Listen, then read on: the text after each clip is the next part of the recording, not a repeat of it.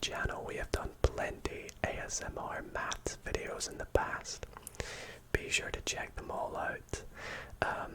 And the reason being is because, well, I'm a recent maths graduate. Just graduated from a maths degree. I love maths and I really want to go into teaching maths here in Scotland at high school.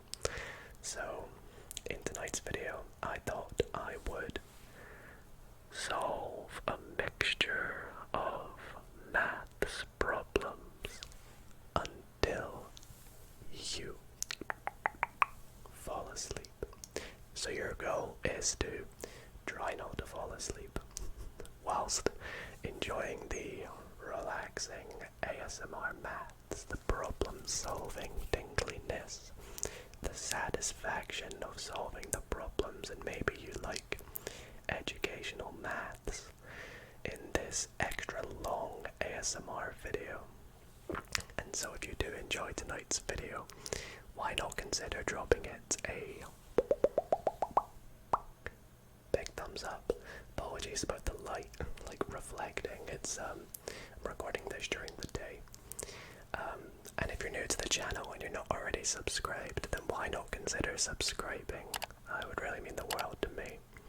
And real quick before we get in, I do want to say a massive, massive thanks to one person in particular, and that is Panguy.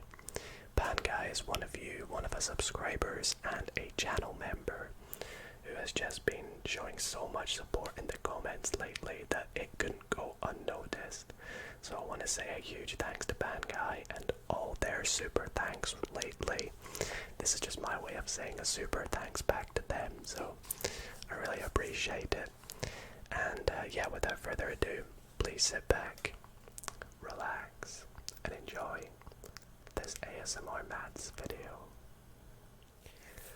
Alrighty everybody, so this is my little setup I've got going for this video. I hope you guys like it. It's kind of similar to the last maths video I did here on the channel. You can see we have the questions over that way on the left. So if you see me kind of looking down here, that's me actually looking at the questions as I do them. Then you have my face up here, little face cam, and then right down below me we have a calculator, a scientific one. Although I will let you know that not all of these questions I'll be allowed to use a calculator. In fact, the questions we have tonight are compiled from a combination of complexity, so some questions might be slightly harder than some others from a different level, as they were picked out from or by my girlfriend. So big thanks to her for making this for us to do. She said it should be possible for me, so here's hoping we do alright, and here's hoping that you guys do enjoy them, whether you understand the questions or not. And yeah, I think without further ado, we will just get started. So this first question, which I've been told is a non-calculator, looks to be a little bit of a matrix question, so we're going to be doing some algebra, and I love matrices, so this is going to be a fun question here. Now it also tells us the marks, because all these questions were actually from a, wait, is this working? Yeah, all these questions were actually from a past paper from exams that we have here in Scotland. So you can kind of gauge what you need to do in order to get all the marks, but that shouldn't make too much of a difference.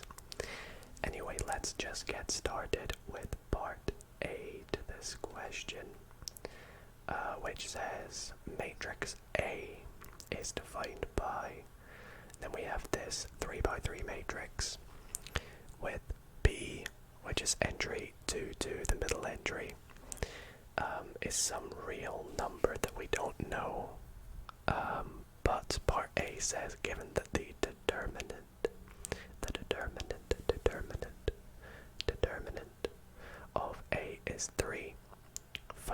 value of B. Okay, so I am going to do this by actually working out the determinant of A, because I feel if I do this, it will involve B in some way, some sort of algebraic expression. And if we equate this to 3, I'm assuming we can rearrange and solve for B in that sort of sense. So for those who don't know, determinant of a 3 by 3 matrix, you use this process where you take the top left most entry, which is 2. Let's actually write that the det of A, which is technically 3, is equal to 2 multiplied by the determinant of the bottom 4 entries. So you kind of score out, if you imagine, the row and column that the 2 is in. So that matrix now becomes B, 2, minus 2, and 5. And then you do the same, but you move over to the 1 and you stick a negative in front because you alternate symbols when you do this process. It's a bit weird and doesn't make too much sense even to me. So now we've got minus 3 to minus 1 and 5. And then you do plus. Now the reason I didn't write the 1 is because, well, that's just the same as 1 times negative, you know. So now we have plus 4 times, it's going to be minus 3b minus 1 minus 2. And all we do now is just solve this determinant. So we're going to have 3 is equal to 2, and then to work out the determinant, to determine the determinant of this matrix, we do b times 5, which is 5b, and we subtract the opposite ones. So subtract minus 4, which is plus 4. Moving on to the next one, we have minus 15 minus minus 2, which is plus 2. Moving on to the last one here, plus 4 minus 6 minus minus b, which is plus b. Now let's just expand this all out. So we're going to get 10b plus 8 plus 15 minus 2 minus, oh, this should be a plus, my bad, plus 24 plus b. Yes, that looks right. No, plus 4b. Sorry, my brain is still trying to wake it up. I've recently woken up. Plus 4b. Okay, now we're all good. So rearranging now, we get 3 is equal to, we've got 14b, and then 8 plus 15 is 23, minus 2 is 21, plus 24 is plus 45, and then rearranging gets 14b is equal to minus 42, which is nicely divisible by 14, which gives us b is equal to minus 3. And so we have determined the value of b, which is exactly a real number, so that is perfect. As it told us, you know, b is a real number, so that's all looking pretty good. Let's move on to the second part of question number 1, which is matrix B is defined by, we've got this 2 by 3, 3 by 2 matrix, where Q is some real number. Find A times B, so we're multiplying matrices this time. Okay, so in this case, B is going to equal, oh no, sorry, AB is going to equal, well, we've got the 3 by 3 matrix in part A, which I'm going to forget, so it goes 2, 1, 4 along the top.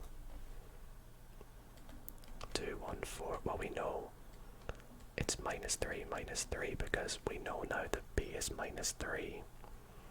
So then the last entries are 2, minus 1, minus 2, and was it 5, I believe? Yep, so that's a. And we are multiplying it by b, which is a 3 by 2 that goes 0, 1, q, 3, 4, 0, and it's quite nice that there's a few zeros in there. That's probably going to make it a little bit easier to solve. So let's multiply these together. As the birds chirp away in the background, I apologize. Maybe you like it. I don't know. It is daytime that I'm recording this. So we're going to have a 3 by 2 resultant matrix because b is a 3 by 2. So it's going to look something like this. It's going to be a little... Actually, I'm going to leave myself more space because we're going to have some plus or minus q's involved. So we're going to take the top row and multiply it by the first column, each corresponding element. So 2 times 0 is 0. Then we're going to plus 1 times q, which is q. And then plus 4 times 4, which is plus 16. Then the next entry below it, we take the next row, minus 3, 2, and multiply it by this column, which is 0, minus 3q plus 8, I believe. And then the last one is going to go 0, minus 2q plus 20. And then, because there's no q's in this next column, they're all going to be numerical entries in this second column for this matrix. And it is going to go top row by second column, so 2 plus 3 is 5. Then minus 3 minus 9 is minus 12. And then minus 1 minus 6 is minus 7. And that is the matrix A times B. I hope. Very good first question. I liked that one. Hopefully you guys did too. Okay, so question number 2. This one is also non-calculator. It looks to be a bit of geometry by the looks of things. We have some sort of, or maybe statistics, I'm not too sure yet. Let's take a look at it. The fuel consumption of a group of cars is recorded. The scatter graph shows the relationship between the fuel consumption, which we have on the y-axis, in F kilometers per litre, and the engine size, which is the x-axis, in E litres of the cars. As you can see, all the points which have been scattered across, and very nicely there has been a line of best fit drawn, so that's pretty useful. Part A says find the equation of the line of best fit in terms of F and E. We can do that. Okay, so let's start part A, which is worth 3 marks. So to find the line of best fit, well, if you're ever finding the equation of a line, you need some points on the line, the gradient, and a point on the line. We have both, technically, because we can work out the gradient, which we can see by going down here. I'll try and draw it in. Going down here and going across. Oh, my shaky hand. Going across here, we can see our gradient. Well, this point here is the point 14 on the y-axis, and to get down here it goes down to 8, so it goes down 6. Each box is worth 2. It actually goes down minus 6 technically. That's very important. goes across from 1.5 eek to 3.5. Okay, not so bad. It goes across 2. So each box is 0.5. So the gradient is equal to minus 6 over 2, which is equal to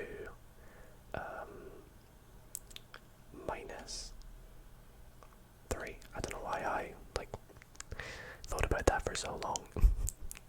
Okay, so we have our gradient. Now we just need a point on the line, which we do have. Let's take the point. Let's go for 1.5, 14, because now we can input that into the equation. Y take B equals M. X take A. This is just a very classic equation. In our case, Y is F, and A and B are these values. So B is going to be 14, which equals minus 3, and X in our case is E. Subtract A, subtract 1.5. Now if you bear with me, I need to quickly clear my throat. Apologies about that. So next, we're going to rewrite this just to make it a bit easier. So let us multiply everything by, or let's just multiply everything through. So we get F minus 14 is equal to minus 3e, and then minus 3 times minus 1.5 is going to be plus 4.5. So then we get F is equal to minus 3e, and then add 14 to both sides, we get plus 18.5. Very nice indeed, and that is our equation of the line of best fit in its simplest form in terms of F and E. Part B says that a Mars car has an engine size of 1.1 litres. Use your equation from part A to estimate how many kilometers per litre he should expect to get. So if his engine size, if E is 1.1, we're basically trying to work out what F is. So that's pretty nice. So B will put when E is equal to 1.1. Sometimes we write this as just E 1.1, but I won't do that for this. So when E is 1.1, F is going to equal minus 3 times 1.1 plus 18.5, which equals minus 3.3 plus 18.5, which is 15.2. And oh, we don't forget our, is it kilometers per litre, I believe. Kilometers per litre, nice. So that is going to be our final answer for part B in question 2. So pretty fun question there. I like the concept of the sort of cars, and yeah, not too bad. Let's go into question 3. Okay, so moving on to question 3. Looks like we have a bit of circles involved in this question. So this one's also non-calculator. We have the diagram below shows a sector of a circle with center C. The radius of the circle is 30 centimeters, and we're asked to calculate the length of the major arc.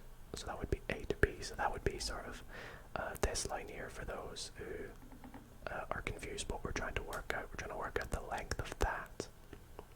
And we're told to take pi to be 3.14. So that is probably why this is a non-calculator. So, alright, well, how are we going to do this? Well, pretty straightforward. The circumference of a circle is equal to pi d. And because this is just a fraction of that circumference, we know that AB is going to be a fraction times pi d. Also, d is equal to 2r, and r for us is 30. Pi is 3.14. Now our fraction is, well, a circle is 360 degrees. So because this arc is 240 degrees of that, it's going to be 240 over 360. So that becomes, when we simplify it, it's divisible by 120, so it's going to be 2 over 3 times 3.14 times the diameter, which is 2 times 30, which gives us 60. So all we have to do is work that out, which would be so much nicer with a calculator, but I guess we'll do it. Well, 2/3 of 60 is 40, so 40 times 3.14. Well, 10 times 3.14 is 31.4. Timesing that by 4. That's right, I'm doing a Gemini sum, get over it. Is gonna give us 125.6 centimeters. Don't forget our units. And that was not too bad in the end. I really liked that question. And everything looks correct. Assuming I've done this right. Hopefully I've not got anything wrong. I know I'm probably going to get loads of people in the comments screaming at me if I've done any questions wrong. In which case I apologise. If I do make a mistake as I go and I work out when I'm editing, I will pop in the correct solution as I go. But hopefully so far so good. Let's go into question 4. Next up we have question 4, which finally we have a calculator question, so we're going to get to make use of my little calculator that I nicely popped down here. And this one's a big one. This one's 5 marks. Not that we didn't have like 5 marks in the previous ones, but we'll get over that. So what have we got here? A traffic bollard is in the shape of a cylinder with a hemisphere on top. The bollard has diameter 24 centimeters and height 70 centimeters. Calculate the volume of the bollard and give your answer to 3 significant figures. Okay, so this is why we have a calculator. We're going to be working out some volumes, which could get pretty messy. So we have a hemisphere on top of a cylinder, and we are actually told the entire height of the bollard. So we're going to have to do a little bit of calculating here, because obviously we need to work out the height of the hemisphere. Well, we actually already know that, because we know that the bottom, if you imagine this bit here, this circle that we have here, apologies, that's come up like that. This circle is the bottom of the cylinder down here. We can see that this is 24 across. So therefore the height is also 24.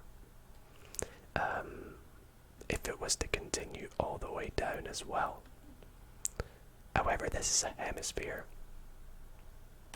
so it's 12 because it's half. So I'm going to undo all this just so we can see the diagram better. So from here to here, it's 12 centimeters. I hope that made sense. Half of there. So what we're going to have is the volume of the hemisphere. Now the volume of a sphere is 4 over 3 pi r cubed. But this is a hemisphere. So it's 4 over 3 pi r cubed divided by 2. Or we could just say multiplied by a half. So we'd have a half times 4 over 3 times pi times the radius. Well, the radius is just 12 here. Yeah. Cubed. Okay, that's gonna be a nasty, nasty number. So let's just work that out here. So 0.5 is a half multiplied by 4 over 3. How can I do a fraction? I'd put it in brackets. 4 divided by 3. Whoops. 4 over 3. I'm just making sure you can see all this. A half times 4 over 3 times pi. Is there a pi symbol? There's got to be. Pi times 12 cubed. Eek. That's not a nice number, but we'll write it in as 3619.114. I will just write the full thing in, why not? 114,737 centimeters cubed. And then next up, we have the volume of the cylinder. Now the volume of a cylinder is just the area on the end times the height, and we all know the area of a circle is just pi r squared. So the area of the cylinder is pi r squared h. So we have pi times the radius times h. Now the height is 70, subtract 12, so it's going to be 58. And the volume of the cylinder is going to give us, let's just modify this up a bit, pi r squared, so pi 12 squared times, where's times again, times 58, which is 26,238. I feel like I was supposed to do this down here. Whoops. My bad. 26,238.58184 centimeters cubed. Therefore, the volume of the bollard is going to be that plus. Let's get this actually. Let's copy it. I've never used this calculator, by the way. So it's going to be that plus 3619.114737, and then rounding that to 3 significant figures is 29,900 centimeters cubed. Whew. Okay, I think that should be right. That is the volume of our bollard. If we've done that all correct, 5 marks, probably lots of marks. 1 for getting the volumes, getting the right formulae, and then rounding and the correct answer. It'll all work out somehow. And yeah, very happy with that question. Let's move on to the next one. Okay, so moving on to question number 5.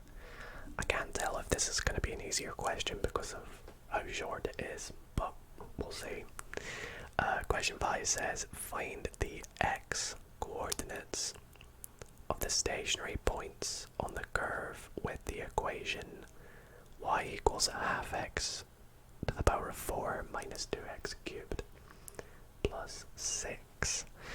Okay, so stationary points. Well, one thing we know about stationary points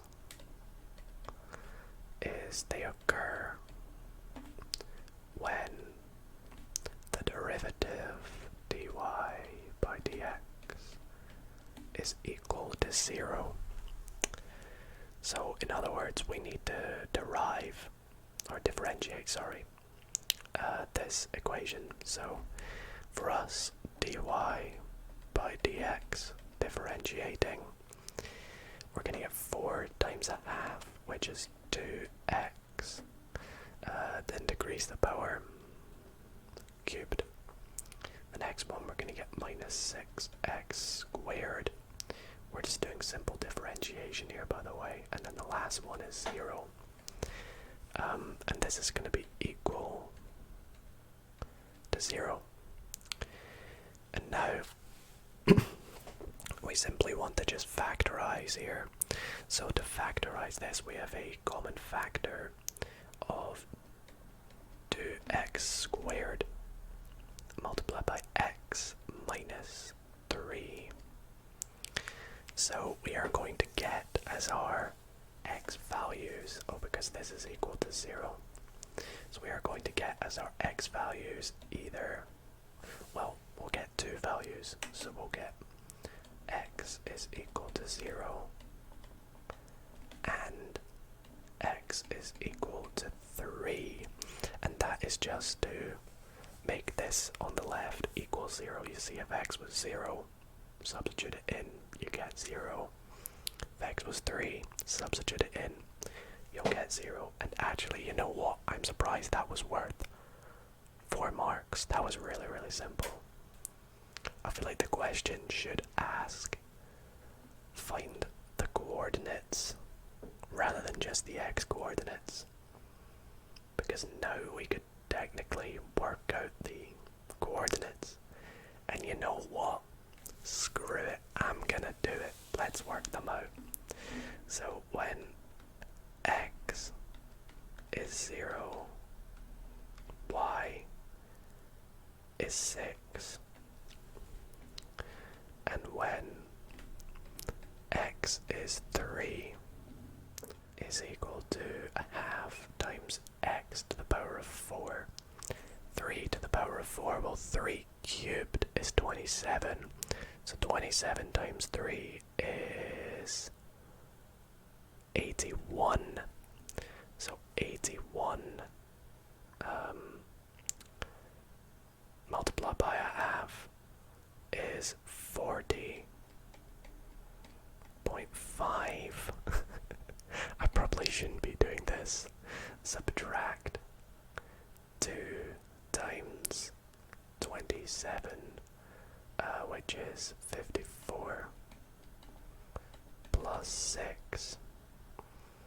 So y is going to be 40.5, take away 54, which is minus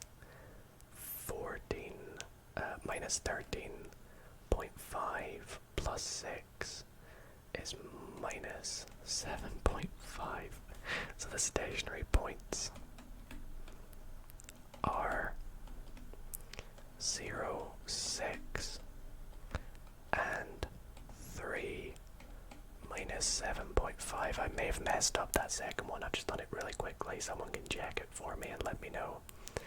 But I know that's not what we're meant to do, but do I get an extra mark? Maybe. Let's go into question 6. Okay, so question number 6 is a bit of a juicy question, actually. We are asked to find the particular solution of a differential equation, which we can see right there. And we've got the initial conditions given that y equals 0 and the derivative of y equals 9 when x equals 0. Okay, well, for those who don't know much about differential equations, the first step to do when solving them or finding a particular solution is to find the general solution. And the first step to finding the general solution is solving what is called the auxiliary equation. Now our auxiliary equation is going to be k squared plus 11k plus 28 equals 0. It's quite lucky that it's equals 0. It's not going to make things too difficult. So when factorizing this, nice and easy, k plus 7, k plus 4. So therefore k equals minus 7 or minus 4. So we have our values for k. Therefore our general solution, if I remember, is y is equal to ae to the minus, to the first k1 plus be to the k2, I think. So in our case, it's going to be y equals ae to the minus 7 plus be to the minus 4. Oh, forgetting the x. I think that's right. It's been a while since I've done this, I'm not gonna lie to you all. So that's our general solution. Now to find the particular solution, well, when y is 0, or y is 0 when x is 0. So y of 0 gives us 0 is equal to ae, and because x is 0, this is going to be just 1, because anything to the power of 0 is 1. So we get 1 times a, which is a. And then the same for the second one. So we get a plus b is equal to 0 is the first equation that we're going to be using. Looks like we're going to be doing a bit of simultaneous equations. And then for the second one, well, we need to differentiate because we're told the derivative is equal to 9. So let's differentiate and find dy dx. So differentiating gives us minus 7ae to the minus 7x minus 4be to the minus 4x. This is just simple differentiation. And then dy by dx. Sorry, this here. Y is 0. Have I written this wrong? I feel like it should be x of 0. Ah well, I've probably written that wrong, but I know what it means. So 9. Yeah, I definitely have, but what I'm basically saying is 9 is equal to, you just input x of 0. So we're gonna have minus 7a minus 4b, and these are our two equations that we're gonna use to solve for a and b. So let's solve for a and b here. Well, we can rewrite these. I'm just gonna double star this one. Let's multiply the top equation by 4. And we're going to get 4a plus 4b equals 0 minus 7a minus 4b is equal to 9. Add these guys together. And once we've done this, we're going to get 4 minus 7 is minus 3 is equal to 9. Minus 3a, sorry. So a is going to equal 3. Input that into the first one. Well, we're just going to simply get that b is equal to minus 3. And that should be pretty nice. So now, once we found these, we can officially work out our particular solution. So our particular solution is going to be y equals, so our general solution but substitute a and b as what we've worked them out to be. So a is 3, e to the minus 7x, plus b, which is minus 3, e to the minus 4x. And that is that. It's been a long time since I've done these questions, so I hope I've done that right. Also, I forgot to clear my calculator, but it doesn't matter. And that was a lot of fun. A little bit of a sort of memory test because it's been so long since I've done questions like them. But nice. That was a lot of fun. Okay, question number 7 says, prove directly that, first part, the sum of any 3 consecutive integers is divisible by 3. And then part B, any odd integer can be expressed as the sum of 2 consecutive integers. Okay, I love direct proofs, especially when they're literally 2 and 1 marks. That means it's gonna be very, very easy. So let's give this a bit of a go here. So part A, the sum of any 3 consecutive integers. Well, let's take 3 integers as k, k. The next one is k plus 1. So k plus 1. And the next one is k plus 2. That's 3 consecutive integers, right? Where the integer is k. So we'll say that k is in the integers. Then we want to work out the sum of them. So the sum of these is k plus 1 plus k plus 2. And this is equal to, well, we can see 3k plus 3, which, well, it's obvious it's divisible by 3, but what we got to do is take out the factor of 3 and we get k plus 1. And we would just say sort of which is divisible by 3, and this is simply because no matter what this is, whatever value k is, multiplying it by 3 or dividing it by 3, we're going to get that, basically. So that was good. Let's do part B, which says, any odd integer can be expressed as the sum of 2 consecutive integers. Okay, so 2 consecutive integers, again, let's take this time m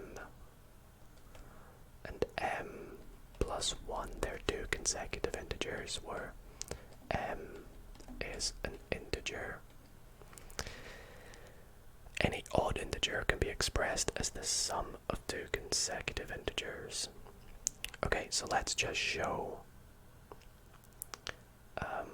that m plus 1 is equal to 2m plus 1, and this is clearly odd, which is odd. And the reason it's odd is because if you take any integer m, multiply it by 2, you get an even integer. So if you add 1 to an even number, you're going to get an odd number.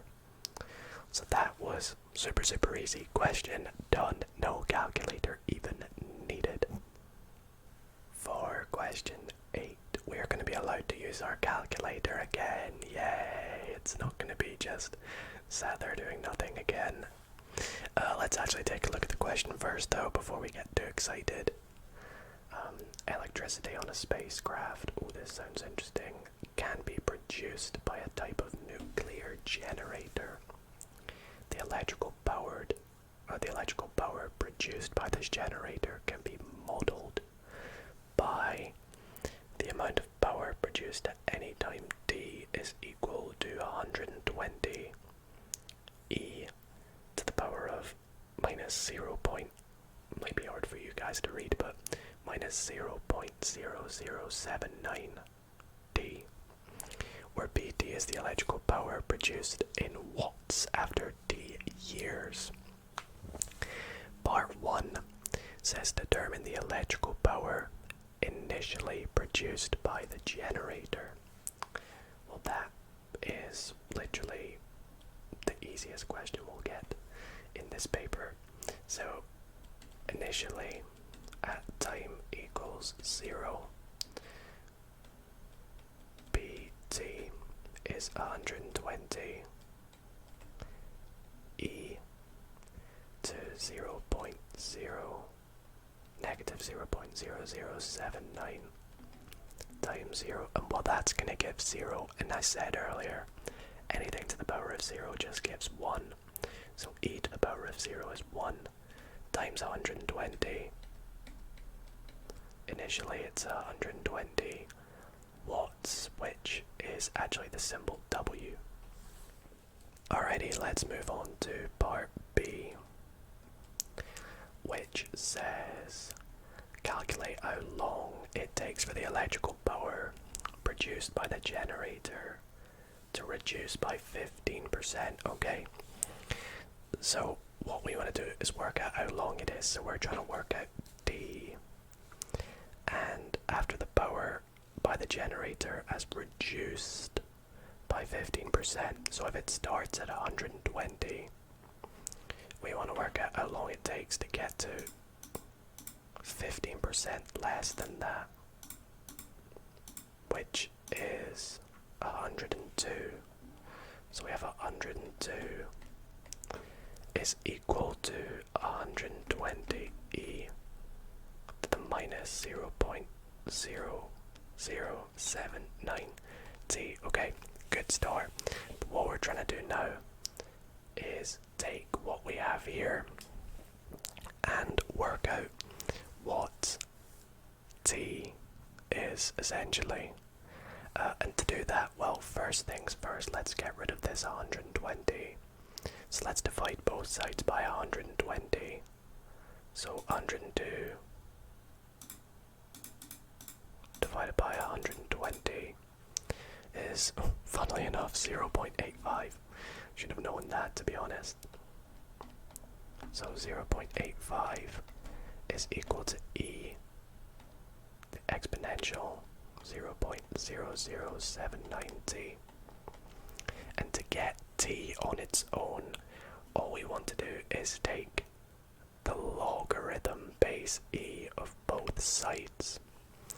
Now, sometimes we just call that ln. I'm going to call it ln. It's called the natural log. So the natural log of 0.85. When we do that to the other side, because we're taking the natural log of e, that just cancels out. So we're going to just get negative 0. Will it give us a negative though? I think so. Yeah, negative 0.0079 t. And so to work out t, all we want to do is divide the natural log of 0.85 by negative 0.0079. So let's do that. I don't know what that, I didn't mean to do that. Okay, so natural log, where is that? We're gonna need a fraction eventually, so is it in here? ln, there we go, ln of 0.85 divided by minus 0.0079 gives us, that seems to be right, 20.57 roughly. So it's gonna take approximately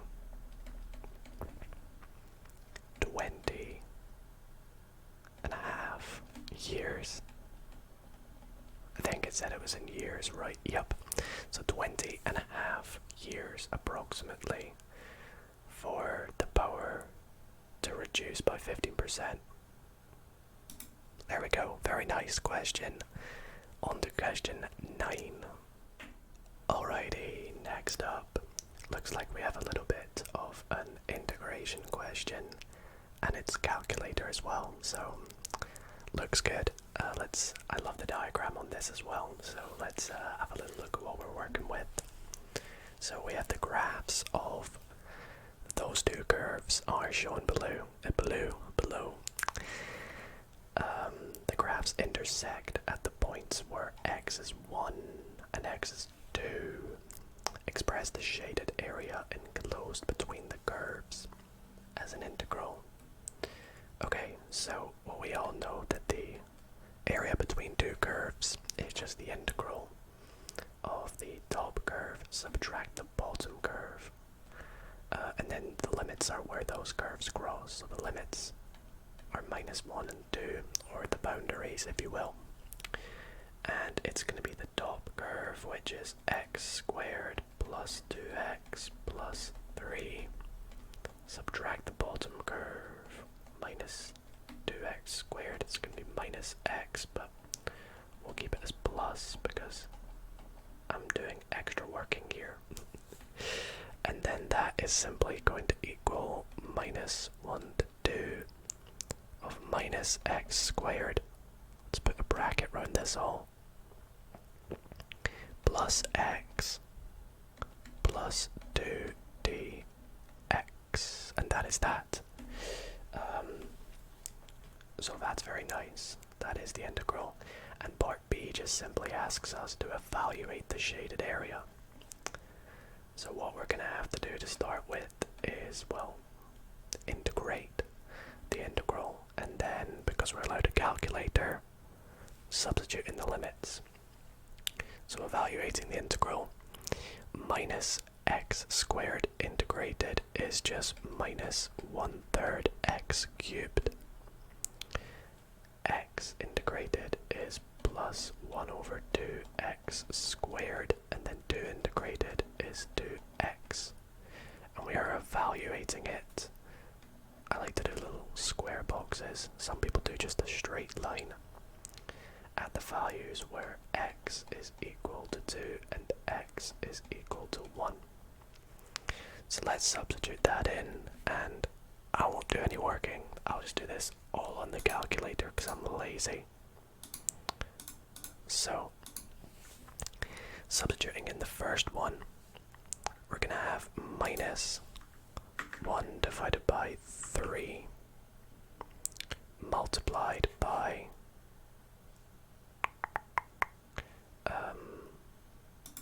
2 cubed. Let's put it up here. 2 cubed is just 8. Wait, why did I do a point? There we go. Then we're going to have plus 1 divided by 2, and then that's going to be multiplied by 2 squared, which is 4.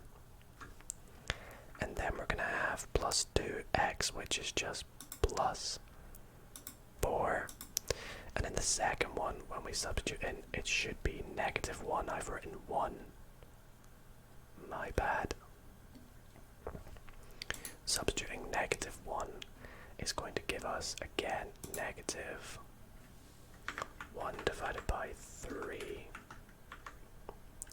multiplied by -1 cubed, which is just -1.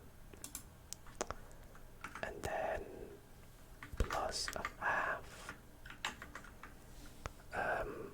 times 1, and then plus 2 times -1, which is -2,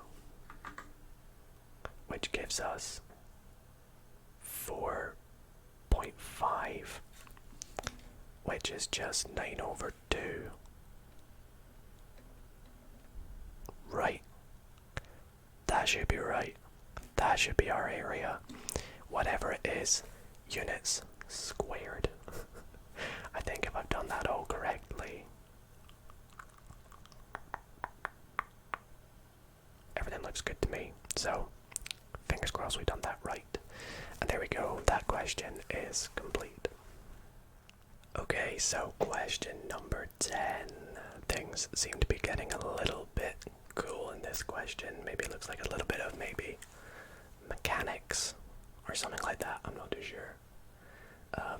Either way, let's tackle it and see how we get on. So an engineer has designed a lifting device. The handle turns a screw which shortens the horizontal length and increases the vertical height. Okay. The device is modeled by a rhombus with each side 25 centimeters. Okay. The horizontal length is x and the vertical is h as shown. Show that h is equal to the square root of 2500 minus x squared. Okay, so we're trying to work out h with this diagram basically. Okay, that's only one mark. Right, well the way I would do this is we can see we can make these little triangles. They've kind of done that to make it easier for us. So I'm gonna sort of shade it in. Oh gosh, my hand is really shaky. I'm making this triangle, well this bottom side is x divided by 2. This side is h divided by 2. So using Pythagoras' theorem, we have h divided by 2 squared plus x divided by 2 squared is equal to 25 squared. Oh, this one's also calculator. I know there's not a symbol, but this one's a calculator. You know what I'll do, just to be complete, I'll pop in the little calculator symbol right here for us.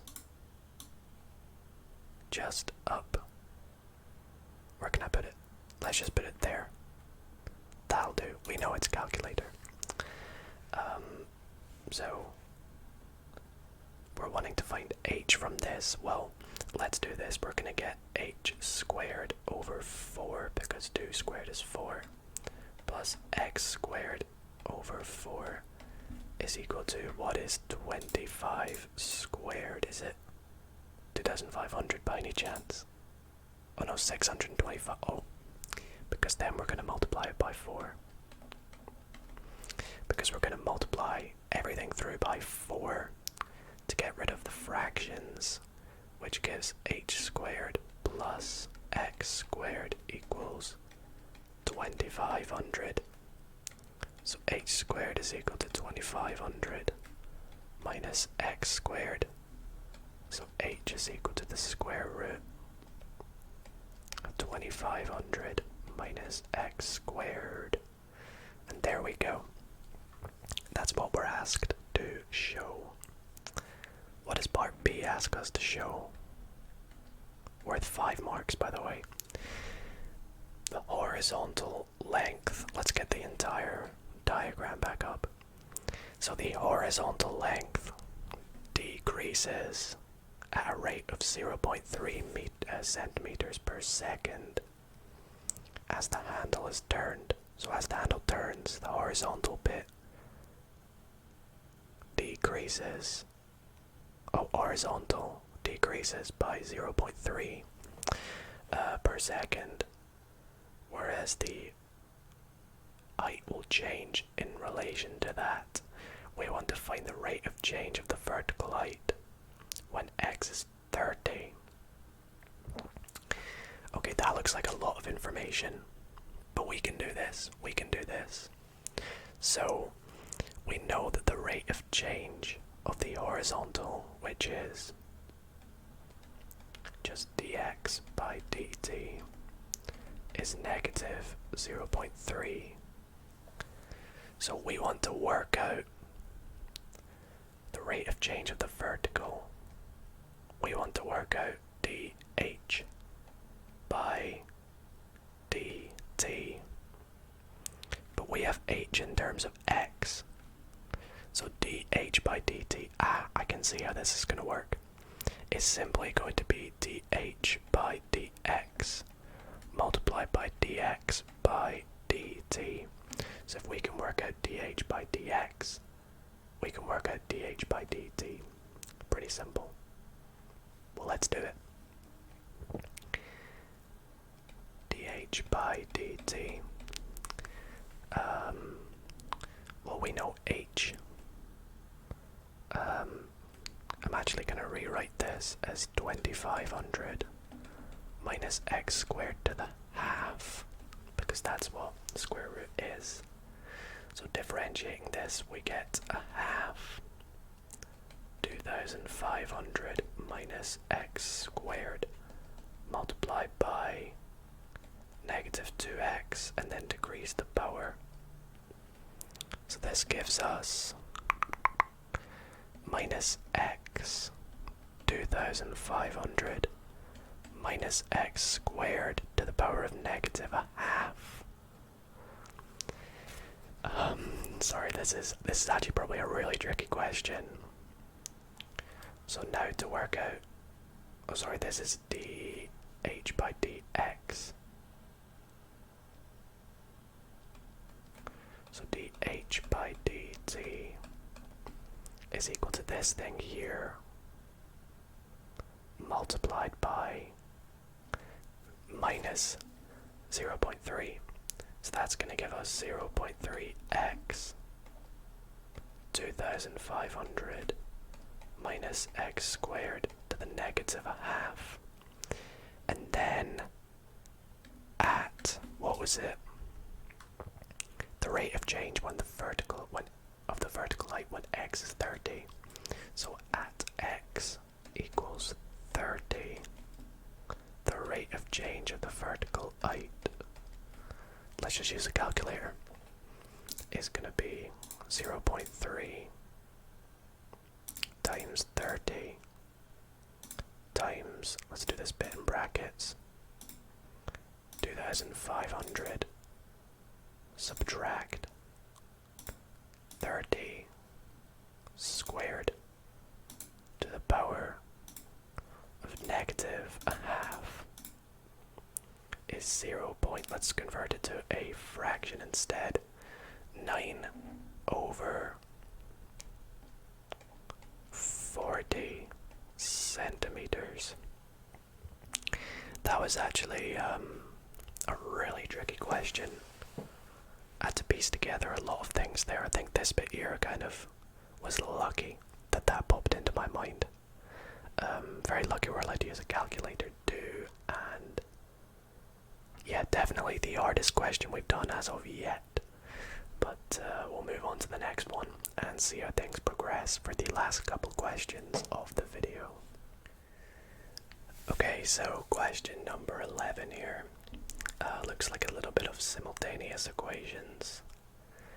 John bought 7 bags of cement and 3 bags of gravel. The total weight of these bags was 215 kilograms. Write down an equation to illustrate this information. So 7 bags of cement plus 3 bags of gravel is equal to 215 kilograms. Shona bought 5 bags of cement and 4 bags of gravel, and the total weight was 200. Nice. It's very easy, these first 2 marks. And that's the equation to illustrate that. And part C, I know I've rushed those first 2 parts, but part C is the bit where we need to do some thinking. So calculate the weight of 1 bag of cement and the weight of 1 bag of gravel. Okay, so let's take these equations, multiply the first one by 4 and the bottom one by 3. So let's call these 1 and 2.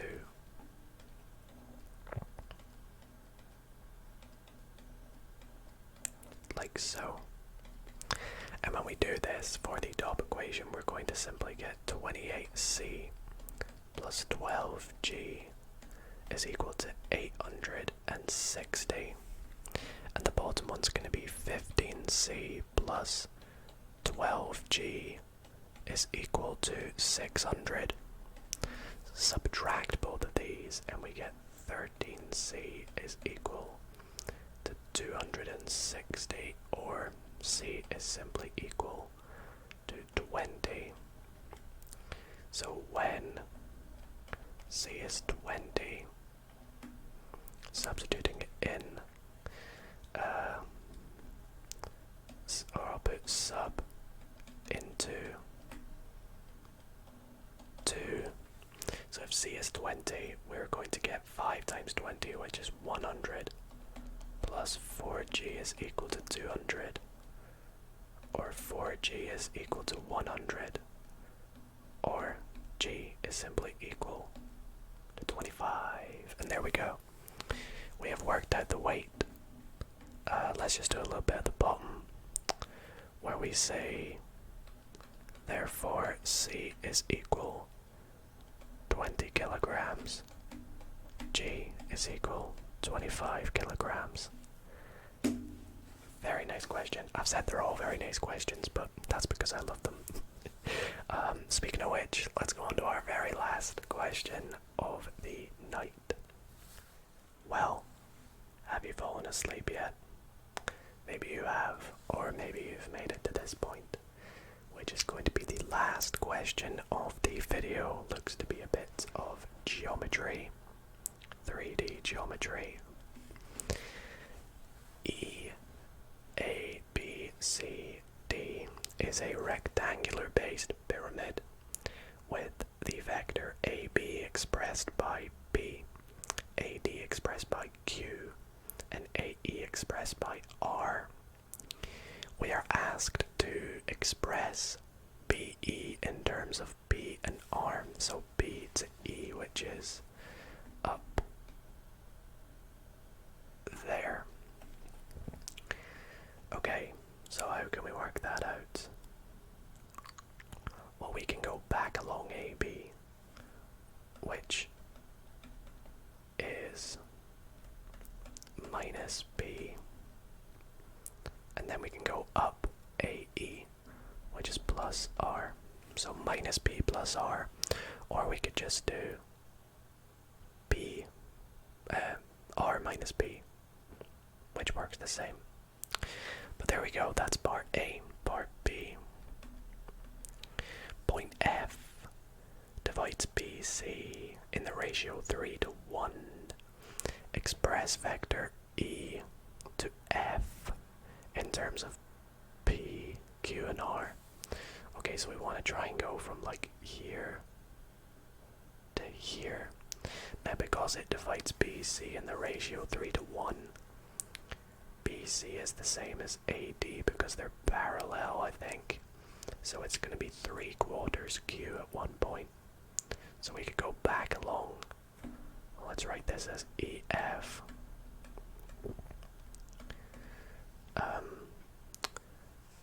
Well, we know actually to get from B to E is minus BR.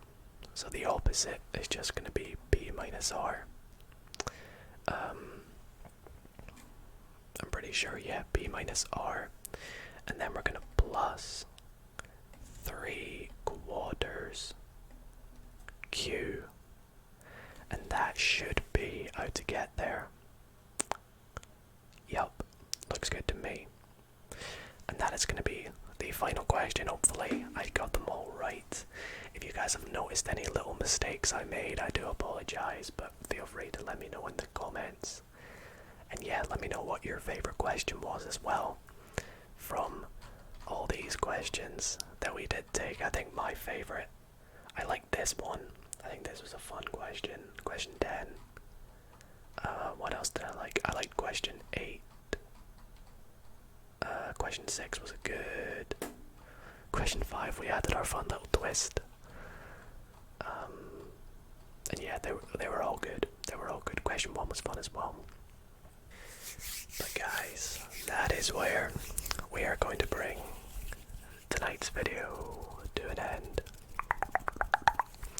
I really hope that you all did enjoy, and if you did, be sure to drop this video a big thumbs up. Let me know if you made it to the end without falling asleep.